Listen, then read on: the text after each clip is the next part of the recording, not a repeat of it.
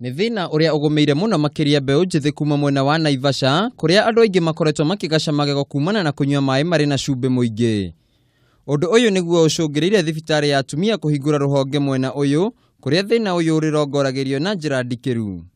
Akĩaria na andĩki a mohoro, Benson Kariuki ũrĩa nĩwe mũikarĩri gĩtĩ wa rũhonge rwa thibitari ũyũ mwena wa Naivasha, nĩaugĩte atĩ thĩna wa magego Naivasha nĩwongererekete na gĩkĩro kĩnene.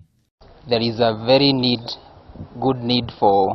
high need for dental services and when it comes to Naivasha region. One of them being the fluorosis and the decaying of the tooth. Kariuki nĩongereire atĩ nĩmegũkorwo makĩheana ũtungata kũrĩ andũ othe arĩa mahutĩtio nĩ haro cia kĩmũciĩ. We give back charity to the community by offering free services to those survivors who have survived from gender-based violence, name them like rape and defilements. Those survivors, we treat them regardless of the extent of the services. We take care of them for free.